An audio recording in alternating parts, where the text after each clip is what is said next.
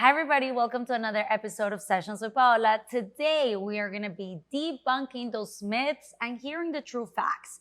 So, guys, today, remember, we're playing myth or fact. Most sex workers are forced into this type of work. Sex work is survival work. What do we think? Do we think this is a myth or do we think this is a fact?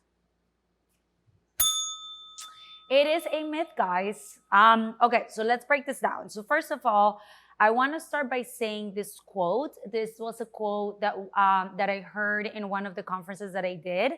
Um, Anytime we come at something with a degree of morality, we will have a hard time assessing risk or safety. So let's start by saying that there's many different types of sex work, guys. We got camming, we got sugaring, we got phone, we got stripping, we got fetishes, we got penetrative sex, among others. But the problem is that some are more stigmatized than others. Think of it this way, guys. Choice, circumstance, or coercion, right? Are this person's options limited? So, guys, when all of the horrible political things happen in Venezuela, in Colombia we had a massive amount of people cross the border into our country, and a lot of the women that came because of their options and really not having lots of them, they ended up doing sex work in order to be able to maintain some type of life. Also, because of marginalization, criminal history, race or gender, compensation is sometimes not fairly calculated.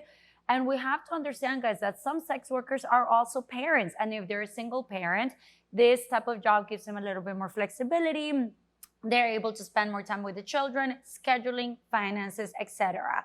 However, it is really important to understand that the experience of a college student who is scamming is going to be very different to a trans person of color who is doing outdoor service in a highly policed area. Those experiences are going to be very different. And we have to remember that stigma causes harm. Guys, let's go down these assumptions, because remember that assumptions are dead ends. So we assume that if we criminalize sex workers, that we're going to stop trafficking.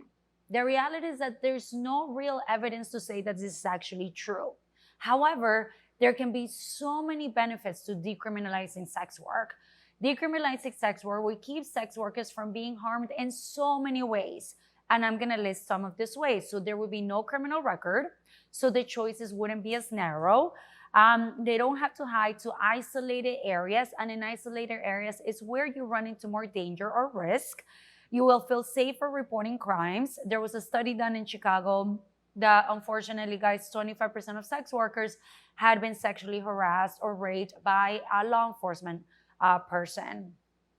It will decriminalizing sex work would also improve access to health services, so access to safer sex, health practices, and mental health.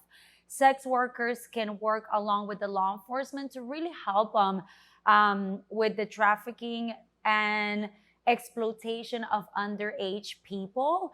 And there was actually some studies done in India that talk to this.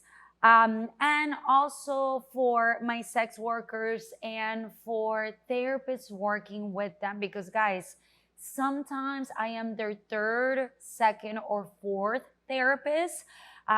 Because they've gone to a therapist and the therapist already assumes, oh my God, poor you, you have to get out of this job. Or they automatically assume that the person has some trauma, they've been sexually abused as a child, they are doing this work for survival, and they suffer from addiction. So for the therapists out there, it is super important, if you are willing and open to work with sex workers, to get the right amount of training and check in with your biases and your judgments and put aside those assumptions. Now, for my beautiful people in this industry, some of the questions that I want you to ask yourself, and also understanding that you need support too. So who are you talking to? Who is part of your community support? How do you relate to the work that you do? Do you feel comfortable in your body, or does it feel like there's a lot of shame? What does it mean to you that you engage in sexual acts as a profession? And some would say that sex workers are the original healers. However, not every sex worker, not all sex workers relate or identify with that role. In my practice, guys, when I see someone trying to transition out of sex work, some of the things that I see is that, the day-to-day can be a little bit challenging. Finances, the flexibility of scheduling, switching to maybe a 9 to 5 job. There's not only like power dynamics, right? When you're in your own business, you're an entrepreneur, switching to the day-to-day or to the power dynamic may be a little bit challenging. And the one where I see a lot of difficulties is trust and relationships, even trusting other women. And how do you move through your relationships? How do I, stay authentic with myself, right? Like, and understand that there's still a lot of biases and a lot of stigma when it comes to sex work. So guys, remember, sex work is valuable and we all need to recognize that. Thank you so much for listening. Remember that if you haven't subscribed to my channel, please do. Sessions with Paola. And I believe in the power of community. So if you have anyone that can use this information, please share it with them. Gracias y bienvenidos.